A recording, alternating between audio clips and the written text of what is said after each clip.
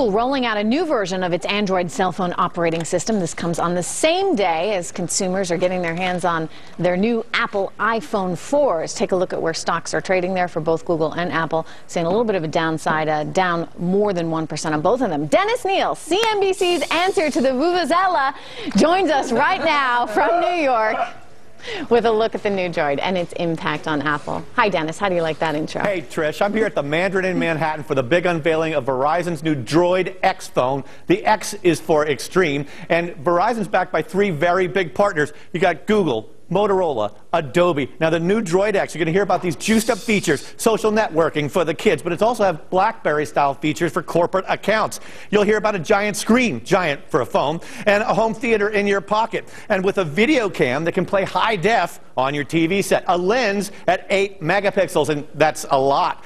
But this isn't just a bunch of geek chic guys. This is a holy war breaking out here. On one side, Google CEO Eric Schmidt and the forces of open design, a programmer free-for-all. On the other side, we got Steve Jobs and Apple, where control is paramount, the rules are strict, and the design is the sole purview of one man, one company. Signs are the Android design, though, already is catching up to iPhone. Apple goes it alone. It's got like one product. It now sells 35 million phones a year. Android design, 100,000 new phones every single day. That's about 36 million a year. Because of Google's open design, you got like 50 different Android handsets from a couple dozen different makers, and they're all pushing against one enemy, Apple.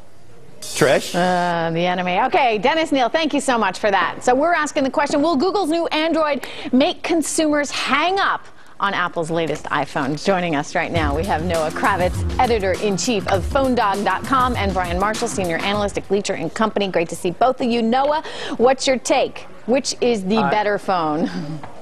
Well, first of all, no, they're not going to hang up. 600,000 people dealt with broken servers on Apple and AT&T side both to pre-order iPhone.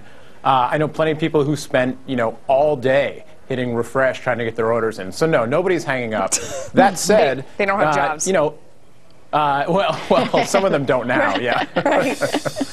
But they'll have new phones, yeah. so it's a win-win. That's what's important. But that said, what's the rest of that sentence? Sorry. That said, obviously, like Dennis said, the Android army, as they call themselves, is getting bigger and stronger every day. The Droid X looks to be, it's actually, I think, more of a competitor to the Sprint EVO 4G than to the iPhone per se. The big elephant in the room here is if Apple opens up the iPhone to Verizon, on January 1st, 2011, forget about it. Yeah, Brian, I mean, I'm not buying any of this because every time Apple comes into a market, they totally dominate it. Look what happened with the iPod. I mean, does Droid have a chance? I think they do have a chance, Melissa. I think the Android is probably the second best platform out there, obviously second to Apple. I think Apple is going to continue with its dominance. Yeah, I'm expecting 40 million units this year, 50 million iPhones next year. So clearly, they're moving quite along at a rapid pace. And I think the new screen on the iPhone 4 is just going to be fantastic and really gain a lot of attention out there. So I don't see any change to Apple's position anytime soon. So you think they have a chance, yet you like Apple. Would you buy Google here too? I mean, tell us what the investment play is. Yeah, well, just to be clear, I don't cover Google. Another analyst at our firm does, but we have a buy rating on Google as well, which implies at least 15% upside in the near term. Me personally, I think that from a smartphone perspective, the market's going to be big enough for probably three to four different vendors, and I think obviously the lead is going to be Apple, and I don't see that changing anytime soon.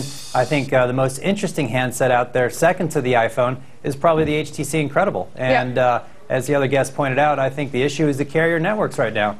But looking at that chart we just saw there, Noah, is Apple too expensive right now? I mean, it's great products, but you've seen the run that it's had and what it's trading at. Is it too expensive? Nobody I know who's bought Apple stock, and I'm not a stock analyst, I'm a smartphone guy. Nobody I know who's bought Apple stock in the past, 10 years has, lost money in the long term on it. It keeps going up, and I think that was a good point. They both win, right? Apple, Google. The only people who lose here are the people on Verizon who want an iPhone. But as far as Apple and Google go, they're both making money. Yeah, we'll see. Maybe not for long. Okay, today on Power Lunch, the much in.